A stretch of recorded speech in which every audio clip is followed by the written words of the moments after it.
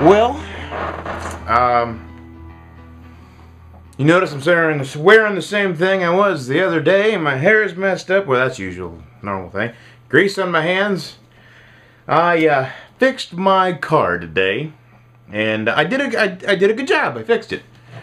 But I thought I'd film it, so just to be different and boring. So here it is. Here is my tutorial on how to replace your alternator. And by the way, if you ever have an alternator go out, there is no reason in the world to spend $200 to have somebody else do it for you unless you just don't want to do it, because it took me an hour.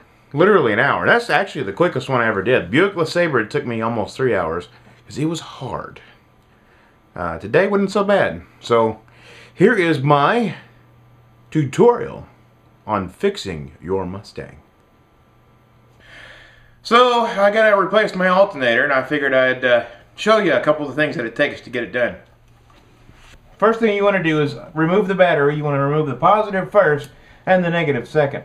First thing that we need to do is take a few things off. So the first thing I'm going to remove, and I've already actually done this, is the aftermarket cover, which I need to clean. This is actually on the 07s, but I went ahead and bought it for my 06. The second part is I have to remove my air intake hose, which has my one of my sensors. Here's my mass airflow sensor. There's another mass airflow sensor. All sorts of good stuff right there. Now if you look down in here, you'll see our pulley system.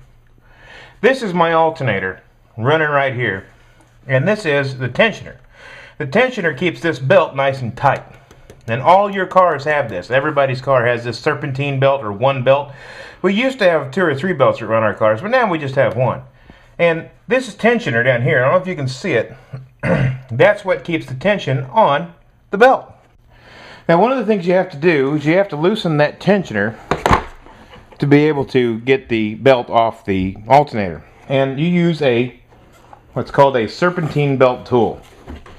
This tool, as you can see, has all different ways of turning that serpentine, that tensioner. And I'll show you how that goes. So the first thing that we do is we take part of the serpentine belt tool and we put it into the little hole that's on the tensioner. And again, the tensioner is what causes the belt to have tension to hold it into place. Put it into the little hole that's built specifically for the tool, and then we take the second piece and put it in the top tool. You can see now I have a nice little breaker arm. Now what we do is we pull back, releasing the pressure. As you can see, when we release the pressure, we can now pull the belt off, and that's it. Now we can move on to removing the alternator. So on the Mustang, it's different than most. There's actually a bracket that holds on to the alternator, and this bracket is held on right here. There's one exactly like this on the other side. We remove this bolt, which I've already done, and that should free up the top of the alternator, as we see here. Now what I need to do is release these two, and once those are released, the alternator should slide out.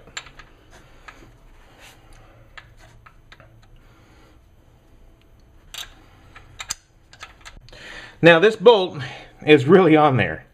So what I've done is I've linked 2 wrenches together, which gives me a nice hard lever to be able to get that off there, which will break the bolt quite easily, and it gives me a little bit more room to do it.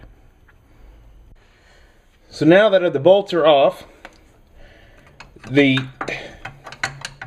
is still attached to one of my wires, which we're going to leave in here.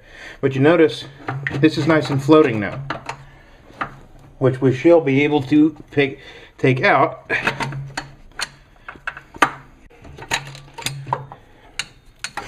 As we see, it comes out quite easily. And now we remove the plug from the back that actually sends the electricity to the system. Right here.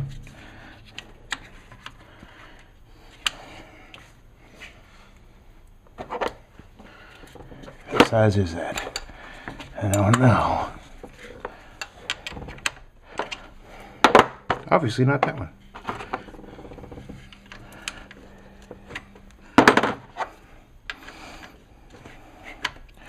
And a 10 millimeter.